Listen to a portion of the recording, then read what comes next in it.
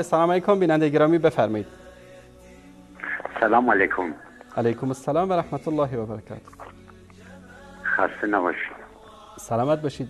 میشه خودتون رو معرفی کنید، از کجا زنگ میزنید؟ از اردبیل زنگ میزنم. بله؟ از اردبیل زنگ میزنم. از اردبیل. بفرمایید برادر عزیز از اردبیل. میتونم اسمتون رو بپرسم؟ بله غلامی هستم آقای استاد انصاری. خوب مرگان. زنده باشید آقای غلامی، بفرمایید. من نوکرم. من از معذرتون استاد انصاری، بنده تازه موحد شدم، اجازه بدیم به خاطر موحد شدنم یه سوره کوچک از قرآن بخونم بعد حرفمو بزنم. بفرمایید بفرمایید. بسم الله الرحمن الرحیم. اذا جاء نصر الله والفتح ورأیت الناس یدخلون فی دین الله افواجا فسبح بحمد ربک واستغفره انه کان توابا. من معذرت، من آذری زبانم، اگه فارسیم خوب نباشه باید ببخشید. خواهش میکنم، راحت باشید برادر بزرگوار. قربان شما. بنده در خدمتم. حالا هر سوالی داشته باشم فقط می‌خواستم ازتون سلامت باشید. من استرس دارم، باید ببخشید. قربان شما. من خیلی خوشحال شدم. برادر بزرگوار میتونم بپرسم که سبب این که شما موحد شدید و این خرافات رو ترک کردید چی بوده؟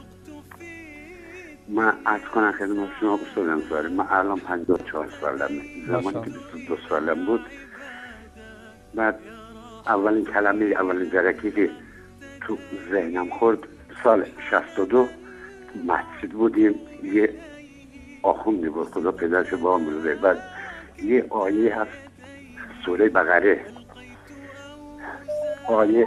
آیه درست یادم نیست ولی معنای آیه یادمه. این آخونده گفت آیه اینجوری بود: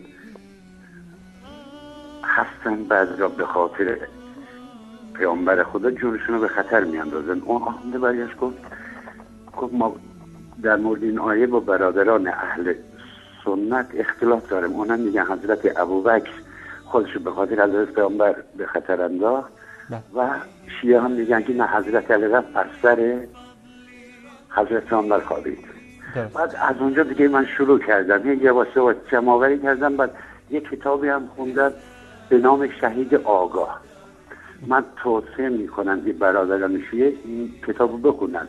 نوشته، اینم شیعه ها نوشتن، در مورد قیام امام حسینه. بعد تو همون کتابم یه مسئله های رسیدم، همون کتاب نوشته بود هیچ کس نمیدونه چه ساعتی میمیره.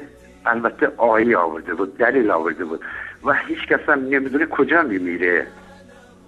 من مثلا من آیه ها یادم نیستم ولی چیزایی بودن آیه. درست. بعد یه یواش من جمع کردم این تناقضات آخوندهای شیعه را جمع کردم و مثلا هم دسترسی هم به برادران اهل سنت من نداشتم. جایی که من زندگی میکنم از اهل سنت وجود نداره. درست. بعد آقا همونجور بلا تکلیف موندم تا واقعا بگم دیگه دنبال دینی نبودم، چون دینی نبود من دنبالش باشم. متوجه قربان، من حقیقت میگم. بعد آقا 3 سال پیش همونجوری داشتم تلویزیون رو مرور میکردم، اولین کانالی که رسیدم کانال دکتر ملازاده بود. درست. بعد یه حرفایی زد، من تعجب کردم چون تازه دیگه حرفا رو نشنیدم. بعد آقا رفتم رو کانال نور، از کانال کلمه. بعد 3 سالی که همونجور شما استاد منین دیگه، هر 4 تا کانال من در خدمتتونم. قربون سرم. زنده باشید. الله متعال حفظتون کنه و در این راه شما رو ثابت قدم بداره. قربونت برم. من این آیه را، این سوره را که خوندم می‌خواستم اینو عرض کنم، اگه اجازه بدین یه پیشنهاد بدم براتون. بفرمایید. اگه مقدور باشه براتون هیچ نباشه هفته یک بار یک شماره ویژه بذاریم برای هدایت شده ها، چون من خیلی وقتی دارم تلاش میکنم. درست. نمیتونم شمارتون بدم جان. باشه چشم اینو من انشالله حتما این کارو خواهیم کرد. تشکر از شما برادر بزرگ. هفته یک روز یک بار 1-2 ساعت برای الان وضع خیلی فرق کرده. من خیلی خوشحالم، خدا شاهده خیلی خوشحالم. بعد همونم به استاد قدوس دکانم برسونید. علیکم. چندان سوال شریفتم هر وقت برنامه ایشون شد من از ایشون سوال میکنم. انشالله. زنده باشید. تشکر از شما برادر بزرگوار. من اون آیه سوره بقره که بهش اشاره فرمودید آیه 207 است و من الناس من یشری نفسه ابتغاء مرضات الله والله رؤوف بالعباد. و از مردم کسانی هستند که جان خود را برای به دست آوردن خوشنودی الله میفروشند و الله نسبت به بندگانش مهربان است. درست قربون. بعد اینم عرض کنم خدمت شما بینندگان زیاد پشت خط دستم، من از همشون عذرخواهی میکنم. اینم عرض کنم خدمت شما. بعد من موقعی که اسم مبارک حضرت ابوبکر رضی الله عنه را اون موقع شنیدم، بعد سیمای ایران یه فیلم حضرت محمد رسول الله را نشون داد. خب اون موقعی من فداکاری های این مرد بزرگ رو دیدم من، چون خودش هم بزرگ قبایلش بود، هم تاجر موفقی بود.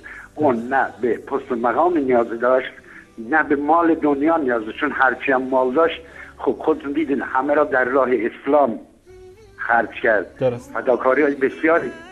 بعد واقعیت من دیگه چی بگم، یه خودم تناقضا را جمع میکنم که بر حضرت عمر رضی الله عنه محسنه نمیدونم داماد حضرت علی، داماد حضرت زهرا هستش. برای من خیلی خوشحالم من. و در ضمن اینم بگم، من دیگه بیشتر وقت نگیرم، قربان تو برم استاد انصاری. من عرض کنم خدمت شما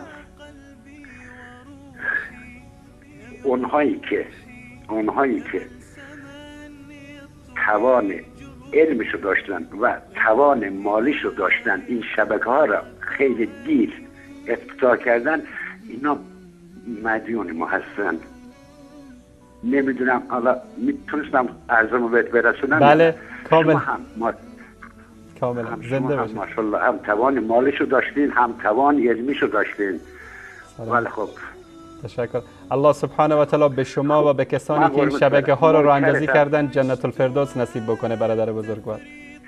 قربان شما، در خدمت شما. سلامت باشید. من خب اگه اجازه بدن از اینجا هم قربان شما، پیشانی مبارک سلامت باشید. شما بزرگوارید. من پیشانی شما رو میبوسم که شما ان شاء الله بنده نیک الله سبحانه و تعالی هستید که شما رو به راه راست هدایت کرده.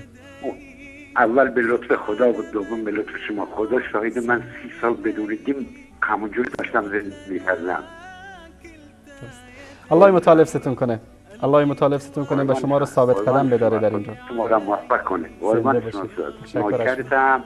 خدا نگهدار. خدا حافظ شما. خدا حافظ شما. من دست می‌بوسم. قربان شما. سلامت باشید. خدا حافظ.